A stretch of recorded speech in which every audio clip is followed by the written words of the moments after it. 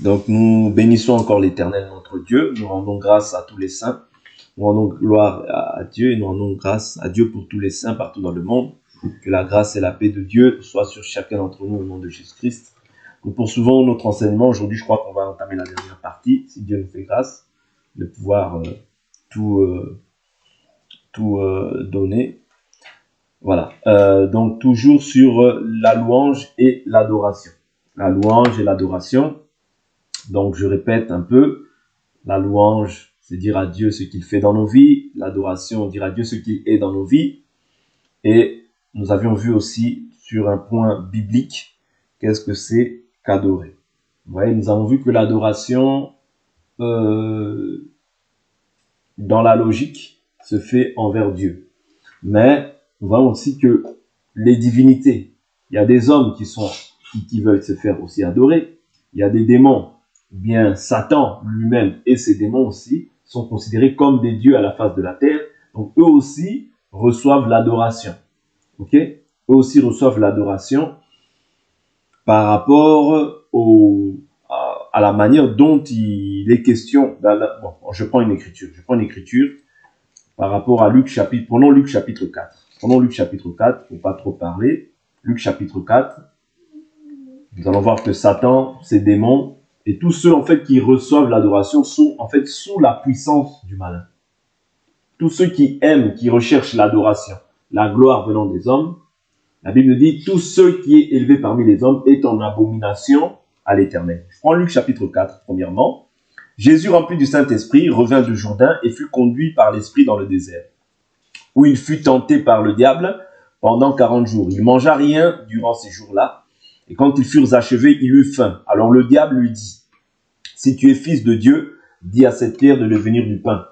Et Jésus lui répondit, il est écrit, l'homme ne vivra pas de pain seulement.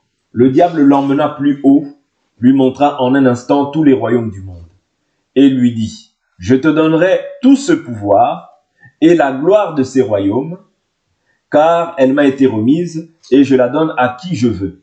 Si donc, vous voyez ici, là maintenant, il est en train d'émettre une condition. Si donc tu te prosternes devant moi, elle sera toute à toi. Je reprends à partir du verset 5. Le diable l'emmena plus haut, lui montra en un instant tous les royaumes du monde. Donc il faut comprendre que tous ceux qui règnent dans ce monde, tous ceux qui sont présidents dans ce monde, se prosternent devant le diable pour pouvoir bénéficier de l'autorité ou du pouvoir qu'ils occupent. Même si tu les vois signer ou bien jurer sur la Bible. D'ailleurs, un enfant de Dieu ne peut pas jurer. Vous voyez? Donc même quand ils font leur serment sur la Bible, nous croyons au travers de cette écriture qu'ils sont sous la puissance du malin. C'est-à-dire, ils peuvent avoir des compétences de diriger, mais il ne s'agit pas simplement des compétences. Là, il s'agit maintenant de faire alliance, pacte, adorer le diable pour pouvoir bénéficier de cette autorité ou bien pouvoir bénéficier de ce pouvoir-là. Vous voyez? Je prends un exemple. Il y a eu un président congolais qui a dédié le pays du Congo à Dieu. Ce n'est pas le véritable Dieu. Même s'il dit il a pris la Bible, ils ont dit ça. C'est faux. Pourquoi? Parce que tu ne peux pas accéder à un pouvoir d'un royaume sans pour autant te prosterner devant le diable. Et la Bible nous dit, dans le livre de 1 Jean chapitre 5, verset 19 à 20, nous sommes de Dieu, le monde entier est au pouvoir du malin. Donc tout ce qui fait, le diable use de manœuvres séductrices pour attirer les gens. C'est-à-dire, les gens voient, il a dédié le pays il a dédié le pays à Dieu. Il a dédié le pays à Dieu. C'est faux. C'est une manipulation du diable. Pourquoi? La terre dans laquelle nous sommes, il y a un moment où Jésus va venir régner. Mais ce n'est pas encore le temps. Okay? Pour que Jésus puisse régner, il va venir régner. Nous aussi, nous allons venir et nous allons régner 1000 ans avec lui sur la terre. Mais ce n'est pas encore le temps pour nous de pouvoir régner. Ce n'est pas encore le temps du règne de Jésus sur la terre. Jésus règne, il règne dans la vie des saints. Il ne règne pas sur toute la terre. Est-ce que vous comprenez? C'est-à-dire que là où il règne, Jésus, il y a ce qu'on appelle la théocratie. La théocratie, c'est le règne de Dieu. Or, cette théocratie, même dans certaines églises, elle n'existe pas. Pourquoi? Parce que les gens ne se soumettent pas totalement à Jésus. Mais c'est quand simplement tu te soumets totalement à Jésus que maintenant Jésus a le règne total. C'est-à-dire que tu deviens maintenant une offrande, une adoration pour Dieu. Ok? Donc, quand quelqu'un te dit, ah, ce pays, il a été dédié à Dieu, il faut savoir que la Bible dit dans 1 Corinthiens chapitre 8, quoi qu'il y ait ce qu'on appelle des dieux sur cette terre, et de fait, il y a plusieurs seigneurs et plusieurs dieux. Néanmoins, pour nous, nous croyons qu'il n'y a qu'un seul Dieu, le Père, par qui sont toutes choses et par qui nous sommes, et un seul Seigneur, Jésus-Christ, par qui sont toutes choses et par qui nous sommes. Or, quand le pays du Congo a été dédié à Dieu, il n'a pas dit Jésus-Christ. Il a dit à l'Éternel. Or, le nom de Dieu, il applique 2 Chroniques chapitre 7 verset 14. Si mon peuple sur lequel mon nom s'humilie et revient à moi, je lui pardonnerai ses péchés. Ça, au jour d'aujourd'hui, c'est le texte que ce président-là avait pris pour pouvoir dédier le pays. Mais est-ce qu'une nation aujourd'hui sur la terre appartient à Dieu? Non. Une nation comme telle, non. Mais la nation sainte qui appartient à Dieu, c'est l'Église, c'est nous. Ce sont des membres à part entière qui ont cru en Jésus-Christ. Je ne sais pas si je me fais comprendre. C'est-à-dire la nation sainte aujourd'hui, elle est éparpillée partout sur la terre. Apocalypse chapitre 5, la Bible dit par son sang, il a racheté un peuple de toute race, de toute nation, de toute tribu, de toute langue. Et il a fait de nous un royaume et des sacrificateurs pour Dieu son Père. C'est-à-dire, nous aujourd'hui, nous sommes une nation sainte. Un peuple élu, un peuple mis à part. Mais ce n'est pas une nation à proprement dite comme, par exemple, au temps d'Israël. Non. Vous voyez? Ce sont des individus qui sont peut-être, d'autres qui sont peut-être en Allemagne, d'autres qui sont peut-être en France, d'autres qui sont peut-être au Congo, d'autres qui sont peut-être en Namibie, d'autres qui sont peut-être au Sénégal. Toutes ces personnes-là qui se soumettent pleinement à Jésus, eux, Dieu les considère comme membres à part entière de cette nation sainte que nous formons tous autant que nous sommes.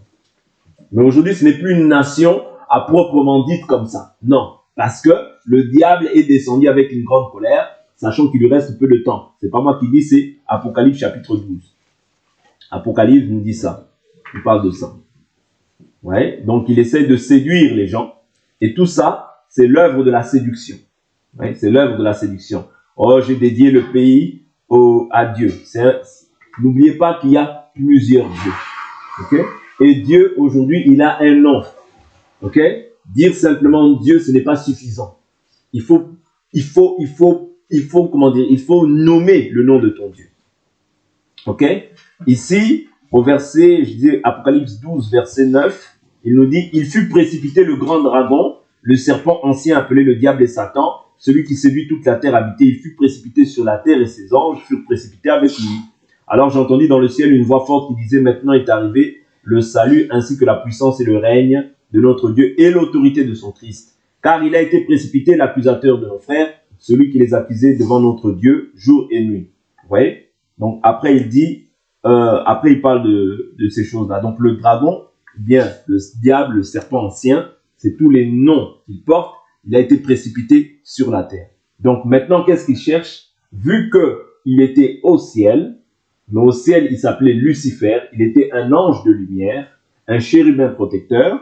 Aujourd'hui aussi sur la terre, lui, vu qu'il cherchait la gloire qui venait de Dieu, on peut le voir, laissons un doigt dans Luc chapitre 4, allons rapidement dans le livre d'Ézéchiel.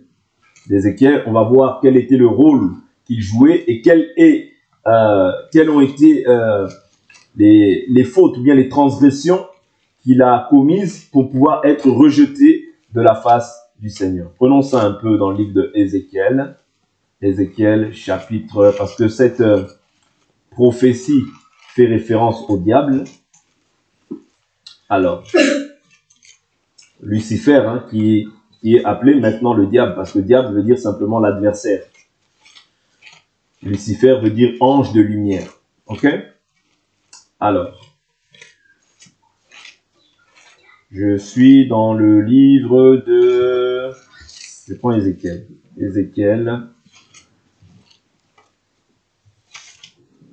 Ézéchiel à partir du chapitre C'est 28, hein. Je crois que c'est Ézéchiel 28, quelque chose comme ça. Oui, Ézéchiel 28. Ézéchiel 28, hein. Alors, verset 13. Tu étais en Éden. Ouais, tu étais en Éden. Bon, je prends un peu plus haut, à partir du verset 12. Ézéchiel 28, verset 12. Fils d'homme, entonne une complainte sur le roi de Tyr. Tu lui diras, ainsi parle le Seigneur l'Éternel. Tu mettais le sceau à la perfection. Tu étais plein de sagesse, parfait en beauté. Tu étais en Éden, le jardin de Dieu. Cette prophétie fait référence au diable, parle du diable. Donc, il dit qu'il était plein de sagesse, parfait en beauté. C'est-à-dire le diable était, Lucifer était beau. Oui. Et il n'a pas perdu ces attributs-là. Bon, il les a perdus parce que maintenant il est devenu démon. Mais si, c'est-à-dire c'est pourquoi ne croyez pas que... C'est pourquoi la Bible nous dit que les filles de Dieu, les fils de Dieu, voilà, virent que les filles des hommes étaient belles. Ok? Bon, on verra ça une prochaine fois. Alors, parfait en beauté, tu étais en Éden, le jardin de Dieu. Tu étais couvert de toute espèce de pierres précieuses, de sardoine, de topaze, de diamant, de chrysolite, d'onyx, de jaspe, de saphir, d'escarboucle, d'émeraude, d'or. Tes tambourins et tes flûtes étaient à ton service. Vous voyez? C'est-à-dire que lui, il était le chef de la louange. Ok? Il était le chef de la louange. Il dit préparé pour le jour où tu fus créé. Donc on voit ici que c'est une créature. Tu étais un chérubin protecteur aux ailes déployées. Je t'avais placé et tu étais sur la sainte montagne de Dieu. Tu te promenais au milieu des pierres ardentes. Tu as été intègre dans tes voies. Donc il a été au moins intègre à un moment donné. Depuis le jour où tu fus créé, jusqu'à celui où l'injustice a été trouvée chez toi. Ouais, donc il y a eu de l'injustice. Quelle a été cette injustice? Par l'importance de ton commerce. Suivez bien parce que nous allons voir aussi par là même plusieurs personnes qui sont aussi animées par l'esprit de commerce, de vendre les choses de Dieu. C'est le même esprit qu'a leur père, le diable. C'est pourquoi Jésus nous a dit, vous avez reçu gratuitement, donnez gratuitement. Mais par l'importance de ton commerce, tu as été rempli de violence. Violence. Voilà, là on le reproche déjà l'injustice, le commerce et la violence. Ouais. Donc tu as été rempli de violence et tu as péché. Ouais. Donc à cause de ces péchés-là, qu'est-ce qui a été fait? Il dit, je t'exclus de la montagne de Dieu et je te fais disparaître, chérubin protecteur, du milieu des pierres ardentes. Ton cœur est devenu arrogant à cause de ta beauté. Voilà pourquoi je crois que quelqu'un qui est beau, il est aussi arrogant. Parce que la beauté, ça rend arrogant. Ouais. Ton cœur est devenu arrogant à cause de ta beauté. Tu as corrompu ta sagesse par ta splendeur. Je te jette par terre, je te livre en spectacle au roi par la multitude de tes fautes, par l'injustice de ton commerce. Tu as profané tes sanctuaires, je fais sortir au milieu de toi un feu qui te dévore, je réduis en cendres sur la terre. Vous voyez? Donc ici, c'est une partie qui parle de Lucifer. Quand on prend aussi Ésaïe, Ésaïe fait la complémentarité de ce qui a été dit ici. Ésaïe chapitre 14 va nous montrer aussi, parce que cette prophétie aussi a fait rapport à Lucifer. Ésaïe chapitre 14, verset 11. Alors, il est écrit, ta fierté a été précipitée dans le séjour des morts, avec le son de tes luttes. Sous toi s'étend une couche de vermine, et les vers sont ta couverture. Quoi donc? Tu es tombé du ciel. Oui? Quoi donc? Tu es tombé du ciel, astre brillant, fils de l'aurore. Donc c'est aussi un nom qui a été donné à Lucifer. Astre brillant, fils de l'aurore. Tu es abattu à terre, toi le dompteur des nations. Vous voyez? Donc, qui est le dompteur des nations? Ce n'est que Lucifer, le diable. Qui règne sur les nations? Ce n'est que le diable. Vous voyez? Tu disais en ton cœur. Ah, voilà ce qui se disait dans son cœur. Je monterai au ciel, j'élèverai mon trône au-dessus des étoiles de Dieu. Je siégerai sur la montagne de la rencontre des dieux, au plus profond du nord. Je monterai sur le sommet des nues. Je serai semblable au très haut. Je serai comment? Semblable au Très-Haut. C'est-à-dire qu'il voulait prendre la place qui revient à Dieu. Voilà pourquoi la Bible nous dit, ayez en vous les sentiments qui étaient en Christ. Lui dont la condition était celle de Dieu, n'a pas pris comme une proie à arracher d'être égal à Dieu, mais il s'est dépouillé en lui-même, prenant la condition d'un esclave après avoir vécu dans la condition d'un homme. C'est pourquoi Dieu l'a souverainement élevé. Vous voyez? C'est-à-dire que les sentiments de vouloir prendre, de vouloir être, de vouloir paraître, Dieu va toujours t'abaisser. Toujours. Voilà pourquoi Satan a été rejeté. Pourquoi? Parce qu'il voulait se faire Dieu. Il voulait être adoré comme Dieu. Ouais, il dit, je serai semblable au Très-Haut, mais tu as été précipité dans le séjour des morts au plus profond d'une fosse. Comment est-ce qu'il a été précipité? Nous l'avons vu dans Apocalypse chapitre 12, où les anges... Mais quand il a été, comme je vous dis, lorsqu'une personne, ou bien Satan lui-même,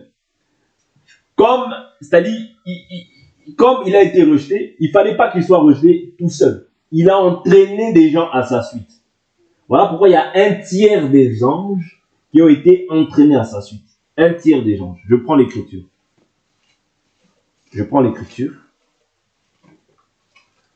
Alors, allons dans Apocalypse. Ça, c'est juste pour une information, pas pour l'information, mais après. Alors,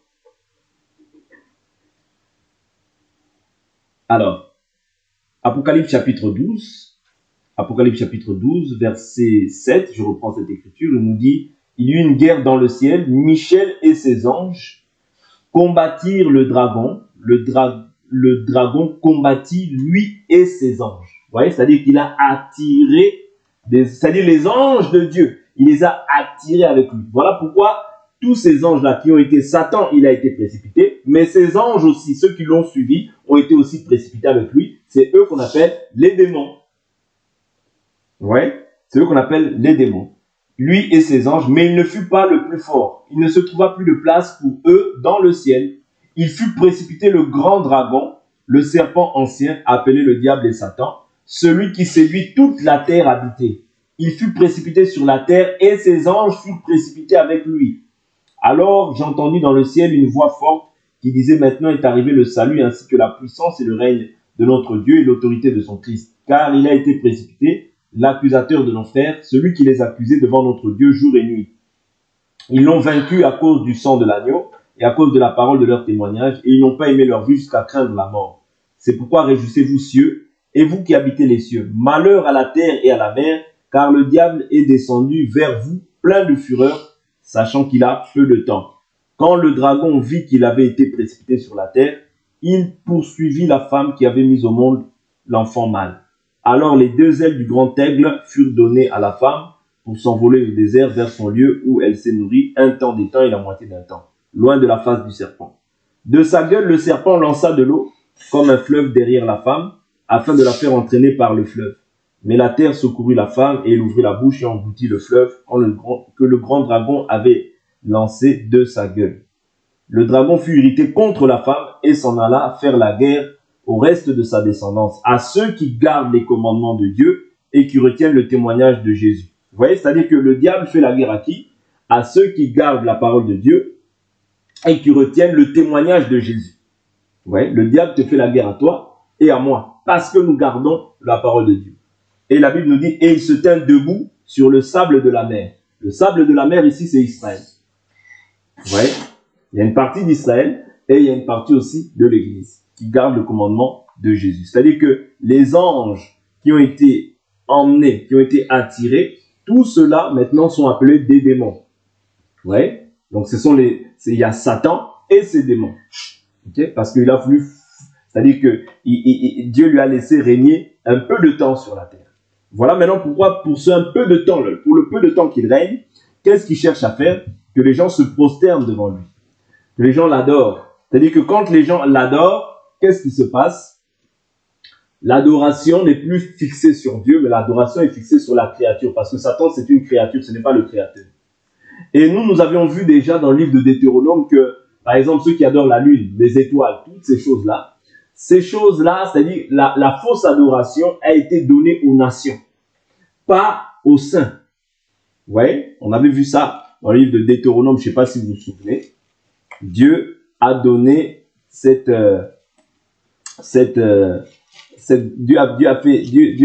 Dieu a donné cette capacité-là aux nations. Je suis dans Deutéronome chapitre 4, où il est écrit, au verset 18, il dit sur le modèle de quelque animal qui rampe sur le sol, sur le modèle de quelque poisson qui soit dans les eaux, au-dessus de la terre, et aussi de peur que levant les yeux vers le ciel et voyant le soleil, la lune et les étoiles, toute l'armée des cieux, tu ne sois entraîné à te prosterner devant eux et à leur rendre un culte. C'est là ce que l'Éternel, ton Dieu, a donné en partage à tous les peuples sous le ciel tout entier. C'est-à-dire, le partage de tous les peuples sous le ciel, c'est l'adoration de la créature, mais pas à toi et à moi. À toi et à moi, Dieu nous a fait grâce d'être en communion, en relation avec le véritable Dieu. Vous voyez? Mais le partage des nations sous le ciel, c'est d'adorer les animaux, d'adorer la lune, d'adorer les étoiles, d'adorer le vent, d'adorer le feu, d'adorer les eaux, d'adorer les... Ouais, toutes ces choses-là, ça a été donné en partage. Dieu a fait un don de cela aux nations, mais pas à toi et à moi. Au sein, Dieu a donné la capacité de pouvoir être en relation avec le véritable Dieu pour qu'au dernier jour, tu sois avec lui. Vous voyez? Donc, c'est très important. C'est pour ça qu'il faut comprendre l'amour de Dieu aussi dans ce sens-là. Donc, toutes les nations, tous les royaumes du monde sont au pouvoir du mal. Ça, il faut en être conscient. Vous voyez? C'est-à-dire qu'aucun royaume, même si on te dit « Ah, ça, c'est un pays chrétien », ce n'est pas un pays chrétien. Pourquoi? Parce que si c'était un pays chrétien, c'est-à-dire que tu ne pourrais pas voir la sorcellerie. Si c'était un pays chrétien, tu ne pourrais pas voir des magiciens. Est-ce que vous comprenez? Mais du fait qu'il y a ces choses-là, ce n'est pas un pays chrétien. Ouais. C'est-à-dire que nous ne pouvons pas au jour d'aujourd'hui dire que telle nation est chrétienne. Non. Ouais. Le monde entier est au pouvoir du mal. Mais nous sommes de Dieu. Nous que Dieu a mis à part. Nous les saints que Dieu a mis à part. Nous les saints que Dieu a purifiés par le sang de Jésus, nous sommes rendus saints et parfaits. Ouais. Et quand nous n'adorons pas une créature, mais nous adorons le Créateur. Ouais. Donc il dit, si donc tu te prosternes, là je suis dans Luc chapitre 4, il dit, si, au verset 7, il dit, si donc tu te prosternes devant moi, elle sera toute à toi. Jésus lui répondit, il est écrit, tu adoreras le Seigneur ton Dieu, et à lui seul tu rendras un culte. Le diable le conduisit encore à Jérusalem, le plaça sur le haut du temple et lui dit, si tu es fils de Dieu, jette-toi d'ici en bas, car il est écrit, il donnera pour toi des ordres à ses anges, afin qu'ils te gardent. Qu'ils te gardent et ils te porteront sur les mains, de peur que ton pied ne heurte une pierre.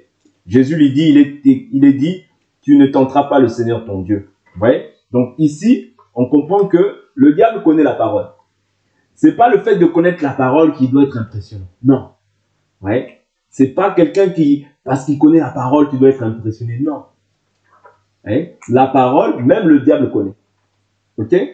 Mais c'est le fait de rester attaché à la véritable doctrine. Le diable, quand il te donne la parole, c'est avec des motifs impurs. C'est-à-dire, il y a une intention, il y a une ruse derrière ça. C'est-à-dire, c'est pour te détourner. Parce que si Jésus aurait obéi, il aurait sauté, mais Dieu ne l'aurait pas secouru. Pourquoi? Parce que là, tu tentes Dieu. On ne tente pas Dieu. Ouais. Ne pousse pas Dieu à faire, n'oblige pas Dieu. Toi, tu es soumis à Dieu. Ouais. Tu ne peux pas obliger Dieu à faire ce que toi tu veux. Ouais. Tu obliges Dieu. Oh Seigneur, si tu ne fais pas ça, en tout cas, moi, je vais sauter. Si tu sautes, crois-moi, tu vas mourir. Et Dieu ne va pas te secourir. Et tu iras tout droit dans la géhenne. Pourquoi? Parce que Dieu n'est pas à ton service. C'est toi qui es au service de Dieu. C'est-à-dire, c'est toi qui es soumis à Dieu. C'est pas Dieu qui est soumis à toi. Ok? Donc, c'est très important de comprendre ça. Parce qu'il y a des gens au jour d'aujourd'hui qui veulent commander Dieu, ordonner à Dieu. Non, on n'ordonne pas à Dieu. Ouais, on demande. La Bible nous dit, faites savoir vos besoins à Dieu. Ouais. Tu viens devant quelque chose, tu veux commencer à tenter Dieu. Non. Oh, moi, je sais que même si cette eau-là, elle est empoisonnée, il est écrit dans la Bible, vous prendrez des breuvages mortels, cela ne fera rien. Toi, tu sais que c'est empoisonné. Tu vas boire, tu vas mourir. L'amour de Dieu, si Dieu lui-même veut t'épargner, et qu'il ne t'a pas montré, Dieu lui-même tu pries, ce sera purifié. Mais si toi-même maintenant, tu sais, Dieu t'a montré, là, ne le fais pas. Pourquoi? Parce que Dieu t'a montré. Ne tente pas Dieu. N'oblige pas Dieu à vouloir faire, c'est-à-dire ce qu'il t'a déjà montré par amour. Ok? Donc c'est important ces choses-là. Donc voilà. Il y a l'adoration aussi. Donc il y a l'adoration des démons. Vous voyez, il y a l'adoration des démons. Quand on peut voir ça, il y a des gens qui adorent les démons. Il y a des gens qui adorent les démons à la face de la terre. Hein, il y a beaucoup de gens qui adorent des démons. Tous ceux qui ne sont pas en relation avec Jésus, dans une communion parfaite avec Jésus, et qui disent qu'ils prient, en réalité, ils prient, mais ils prient des démons. Ouais, je ne dis pas ça pour insulter les gens. Les gens sont libres, mais en réalité, ils ne sont pas en relation avec le véritable Dieu. Ils sont en relation avec les démons. Il y a beaucoup de religions que vous connaissez à la face de la terre. En réalité, même s'ils prient, ils ne prient pas le véritable Dieu. Ouais. Donc l'adoration qu'ils font ne va pas vers, c'est-à-dire ne va pas vers l'éternel, mais va vers les démons. Je prends Apocalypse chapitre 9. Apocalypse chapitre 9. Je prends le verset 20. Les autres hommes qui ne furent pas tués par ces fléaux ne se repentirent pas des œuvres de leurs mains, et ils ne cessèrent pas d'adorer les démons et les idoles d'or, d'argent, de bronze, de pierre, de bois, qui ne peuvent ni voir, ni entendre, ni marcher. Ils ne se repentirent pas de leur meurtre, ni de leur sortilège, ni de leur inconduite, ni de leur vol. Vous voyez? Donc il y a des gens à la face de la terre qui adorent les démons. Vous voyez? Qui adorent les démons. Il faut savoir que toutes les religions, à proprement dites, ne sont pas en communion avec le véritable Dieu. Ici, je ne te parle pas de la religion pure, parce qu'il y a une religion aussi que nous devons pratiquer. La religion que nous devons pratiquer, c'est la religion selon Jacques, chapitre. Mais ce n'est pas une religion dénominationnelle, non. Vous voyez? Mais c'est une religion, c'est la religion pure devant Dieu. La religion pure devant Dieu, c'est Jacques, chapitre 1, verset 29, qui nous dit « Si quelqu'un pense être religieux, sans tenir sa langue en bride, mais en trompant son cœur, en trompant son cœur, la religion de cet homme est vaine. La religion pure et sans tache devant Dieu, le Père, consiste à visiter les orphelins et les veuves dans leur affliction, et à se garder des souillures du monde. 3 choses. À visiter les veuves, à visiter les orphelins et les veuves dans leur affliction, dans leurs difficultés, et à se garder des souillures du monde. C'est ça la religion du véritable chrétien. Mais le chrétien, proprement dit, n'a pas une religion, dénominationnelle. Parce que nous, lorsque nous croyons, la Bible nous dit que nous sommes ajoutés à l'Église. Vous voyez? C'est pas moi qui dis ça, c'est Actes des Apôtres. La Bible nous dit dans Actes chapitre 2, verset 47, « Il louait Dieu et obtenait la faveur de tout le peuple, et le Seigneur ajoutait chaque jour à l'Église ceux qui étaient sauvés. » Vous voyez, c'est-à-dire que quand on croit au Seigneur Jésus-Christ, on est ajouté à l'Église. Vous voyez, on est ajouté à l'Église. Pas l'Église, une Église dénominationnelle, où il y a un nom. Non, parce que donner un nom à une Église, c'est un péché. Donner un nom à une Église, c'est un péché. Pourquoi? Parce que dans la Bible, il n'y avait pas de nom qui était donné, mais il donnait des noms en fonction des villes. Vous voyez, l'église qui est à Viry-Châtillon, l'église qui est à Ris-Orangis, l'église qui est à Cocourone, l'église qui est à Mency, l'église qui est de Paris, l'église de Paris 17e, l'église de Paris 15e. Vous voyez, c'était comme ça qu'étaient définis les noms des églises. Vous voyez, mais ce n'était pas l'église à main de Dieu, l'église ceci, l'église cela. Non. Vous voyez, non. Ou bien la Bible nous parle dans 1 Corinthiens, chapitre 14, il dit, comme dans toutes les assemblées des saints. Vous voyez, comme dans toutes les assemblées des saints. C'est-à-dire, l'assemblée des saints, c'est là où les saints sont réunis, s'assemblent, tout simplement. Ce n'est pas une dénomination comme les gens le font aujourd'hui. Vous voyez, c'est-à-dire que les gens, au jour d'aujourd'hui, ils font de l'assemblée des saints une dénomination. Ils sortent, en fait, du modèle initial. C'est-à-dire, ils ont gardé le nom. Oui, c'est une bonne chose. Mais le modèle n'est plus, en fait, conforme à l'esprit par lequel les apôtres avaient posé ce fondement. C'est-à-dire qu'ils sont rentrés aussi dans un système religieux et dénominationnel. Vous voyez? Ils sont rentrés dans un système. Or, c'est pas ça la volonté de Dieu. La volonté de Dieu, ce serait qu'on demeure dans la doctrine apostolique. Parce que n'oubliez pas, nous avons été établi sur le fondement des apôtres et des prophètes, Jésus-Christ lui-même étant la pierre angulaire. Ok? Alors, donc l'adoration fait aussi, comme je dis, Exode chapitre 20, nous avons vu ça hier, fait aussi référence au fait d'avoir un autre Dieu. Vous voyez, comme on a vu là, c'est-à-dire le fait d'avoir un autre Dieu, le fait de te prosterner, le fait de voir autre chose, c'est-à-dire de prendre autre chose à la place de Dieu, de mettre quelqu'un à la place de Dieu, d'élever quelqu'un comme Dieu, c'est un danger. C'est un grand danger. Quand tu commences à élever quelqu'un au rang de Dieu, quand tu commences à mettre quelque chose, parce que ça peut être quelque chose, ça peut être une personne, ça peut être un objet, ça peut être ton travail, ça peut être tout.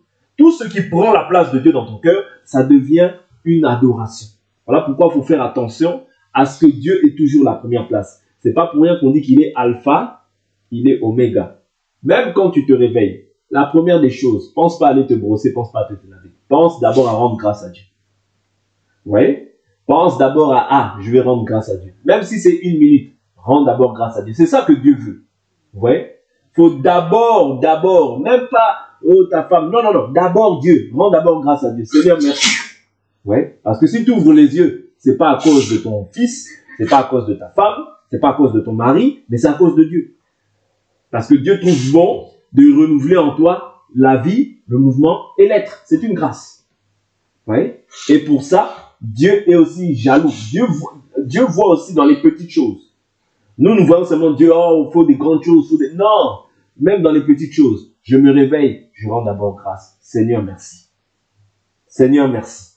Je dors, je rends aussi grâce. Seigneur, merci. Même si c'est 1 minute, fais-le.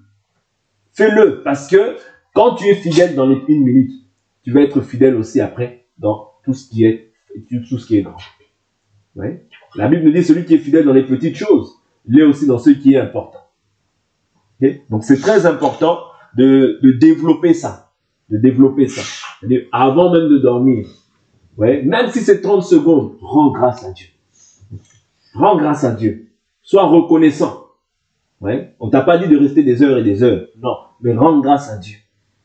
Ouais. Apprenons ça. C'est-à-dire, il faut que ça devienne une habitude. Ouais. Une habitude. Toujours que, non, je me lève d'abord Dieu. Je vais dormir d'abord Dieu. Je sors, je rends grâce à Dieu. Je rentre, je rends grâce à Dieu. Je veux manger, je rends grâce à Dieu. Ouais. Je veux boire, je rends grâce à Dieu. J'achète un habit, je rends grâce à Dieu. Il faut que le chrétien puisse vivre comme ça.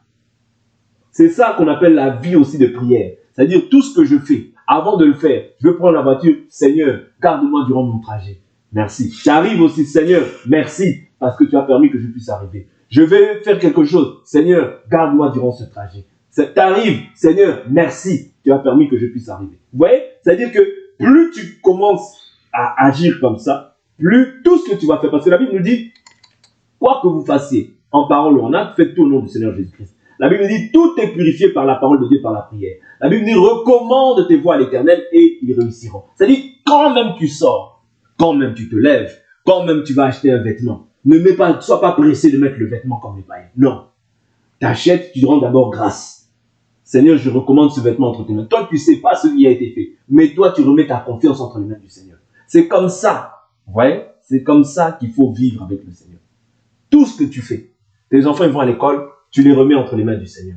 Ils reviennent, tu bénis le Seigneur parce qu'ils sont revenus. Vous voyez? Toi aussi, tu es parti au travail, tu rends grâce à Dieu. Tu reviens, tu rends grâce à Dieu. Tu es arrivé au travail, rends grâce à Dieu. Tu veux boire de l'eau, rends grâce à Dieu. Tu veux manger, rends d'abord grâce à Dieu. Sois pas pressé de manger. Vous voyez? Donc, la vie d'adoration, c'est ça. Et c'est comme ça que Dieu va se plaire dans tes voies aussi. C'est comme ça que Dieu va apprécier ta personne. Parce qu'il voit que tu es constamment en train de pouvoir lui rendre grâce. Être reconnaissant. Ouais. Ce que Dieu veut, c'est la reconnaissance. Ce que Dieu veut, la Bible nous dit en Thessaloniciens chapitre 4, c'est notre sanctification. Et la sanctification, bien sûr, il y a tes temps de prière, c'est une bonne chose. Mais il y a les temps aussi de tout le temps. C'est-à-dire, je sors, je rentre, je vais là-bas, je rends grâce. Je rends grâce, je rends grâce. On n'a pas dit, même 30 secondes, rends grâce. Hein? Même vous qui allez à l'école, si on vous propose de rends grâce. Tu veux manger, tu manges à la cantine. Rends d'abord grâce. Sois pas pressé de manger. Même s'il y a les gens, tu t'en fiches. Toi, tu prends d'abord la peine, tu pries. Seigneur, merci, je remets ces aliments entre tes mains au nom de Jésus-Christ. Amen. Tu manges. Tu veux boire de l'eau, tu es à l'école. Seigneur, je recommande cette eau entre tes mains au nom de Jésus-Christ. Amen. Tu bois. Vous voyez? Et c'est aussi une vie d'adoration. Parce que adorer, nous avons vu aussi, c'est offrir. Quand je prie pour chaque chose que je fais, je sais que je mets d'abord Dieu devant. Vous comprenez? Et si tu mets Dieu devant, Dieu va combattre pour toi. Mais si tu mets Dieu derrière, comment Dieu va combattre pour toi? Ce n'est pas Dieu qui combat pour toi, c'est toi-même qui combat. Vous comprenez? C'est-à-dire, dans chaque chose, mets Dieu devant. Quand tu pries, en fait, tu te sécurises toi-même, tu mets Dieu devant. Seigneur, moi, je t'ai rendu grâce. Ouais, je t'ai rendu grâce, je t'ai mis au devant et je mange. Ouais, donc, c'est une manière aussi de pouvoir aussi rendre l'adoration à Dieu. Donc, il y a l'adoration aussi qui est liée au lieu du culte, au lieu du temple. Acte chapitre 24, par exemple, nous, on n'a pas la possibilité aujourd'hui d'être dans un lieu, mais ce moyen-là, c'est le moyen que Dieu nous permet aujourd'hui. Mais ce n'est pas le modèle parfait. Le modèle parfait, je vous dis toujours, ce n'est pas les réseaux sociaux. Non. Le modèle parfait, c'est la communion physique.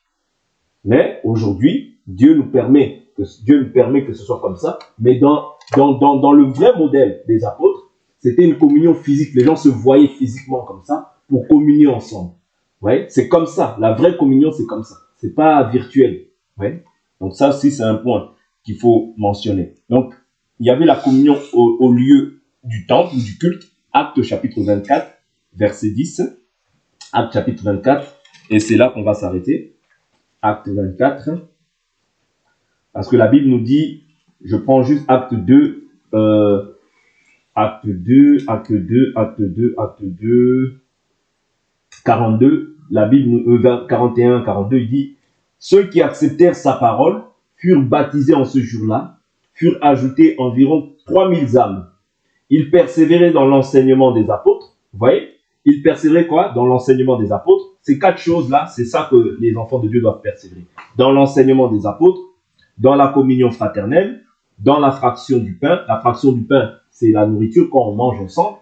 Vous voyez? Quand on fait la Sainte Seine, c'est ça la fraction du pain. Vous voyez? Et dans les prières. Vous voyez? C'est-à-dire qu'ils persévéraient dans ces quatre choses, tous ensemble. Vous voyez? La crainte s'emparait de chacun et il se faisait beaucoup de prodiges et de signes par les apôtres. Tous ceux qui avaient cru étaient ensemble et avaient tout en commun. Vous voyez? Ils avaient tout en commun. Ils vendaient leurs biens et leurs possessions et ils en partageaient le produit entre tous selon les besoins de chacun.